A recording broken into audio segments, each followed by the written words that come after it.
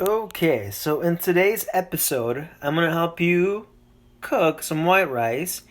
And what we're gonna do is, my mom has taught me you do 1 cup to water, and that should be enough for 2 or 3 people. So that's normally what I do. I use the enriched long grain white rice, and we're gonna be adding some ingredients that I'm gonna show you. We're gonna be adding some garlic, some chopped onions I already have on the side. We also add chicken flavor, and if you want to be add a little bit more flavor, we add adobo from Goya, and then we're gonna add some salt and some chopped garlic. I'm gonna show you how to mix everything step by step, so follow along.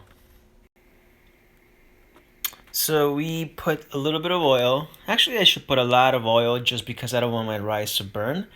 So what we do is I normally add about a teaspoon of garlic and let that cook a little bit for good flavoring and just to get those caramelized flavors in.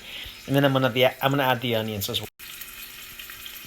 Once we add the onions, we let them caramelize, maybe like I don't know 4 or 5 minutes, and then we add a little bit of salt, just this much. It might be the equivalent to a teaspoon. And we also add a spoonful of chicken flavoring. Some people actually add chicken stock instead, so you can do that instead of water. And that would sort of eliminate the reason why you need to add this. Hold on. And just a couple of powder from that extra additional flavor. And then we just stir till the onions and garlic get caramelized. Now, I will say some people add tomato and bell peppers right now, so the veggies get caramelized before adding the. But this recipe that I'm using right now, it's only gonna use onions, and then we're gonna add mustard for flavoring. So instead of cooking that white rice, we're gonna make it into a yellow rice recipe. And then we're going to add some veggies at the end. I'll show you step by step. So you can see the onions and the garlic are being cooked. And they're starting to get yellowish and soft. And my fire is medium to high at this point. And then I'm going to lower it to medium, because we're going to be adding the rice, which is going to cook for an additional 2 minutes, if anything. And we do it like so. We just add the rice, and as we do that, we start mixing it with the oil. And you see how I have enough oil that it sort of covers and makes all the rice wet. So if you don't have enough oil, this is your chance to add a little bit more, so everything just gets simmered in oil. And what we do next, which is the secret recipe point, we add mustard. How much mustard you want to add, it's really up to you. I want to say maybe 2 pumps. Enough to cover all the rice and make it yellow, basically. You don't have to add mustard if you don't want it. You can leave your rice white. But I like my recipe with yellow, because it makes the appearance of yellow rice. Something that my mom taught me how to do. And it actually gives you an extra flavor of that mustardy, kind of strong and bitter slightly, if you will. So we start cooking the rice a little bit, like so. And then we wait a couple seconds, and then we mix it again. And you're basically just wanting to brown the rice a little bit so it cooks a little more. So you keep stirring, and then you sort of plan it again so it gets enough fire and temperature.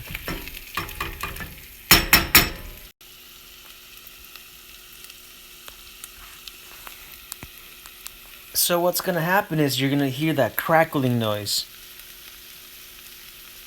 And that's when you know the rice is being cooked. You don't want it to burn, so you keep mixing and stirring around. And after about 3 minutes of cooking, you add the water. Some people like chicken stock. I happen to not have chicken stock today. So like I said, 2 cups of water for every cup of rice. So I just added the 2 cups of water, and then you stir gently as to not splatter everywhere outside the pot. And what I like to do now, you can leave it as so and cover it and just let it simmer and evaporate. But what I do is I like adding veggies, not only for coloring, but because they're good for you. And they're frozen. So we add a few. Normally I would add corn, whatever comes in the mix of frozen veggies. It's usually corn, carrots, sliced. I don't even eat a lot of veggies, so obviously I don't know the names. A lot of cauliflower and other veggies that are good for you. Then we stir, we set it, and we forget it till the water actually evaporates, and then we cover it, and we do not open this, and make sure that the steam is set off to not come out, so that it boils and it simmers and cooks itself. We lower the temperature to medium to low, and we wait. It might take 10 to 15 minutes for the water to evaporate, and then I'll show you the next step. So as my rice continues to simmer and evaporate, I had some chicken strips that I had already marinated. I had been marinating in spices and red wine, so I'm cooking that. I added a little too much oil, but it's vegetable oil, so it might be a little bit good for you.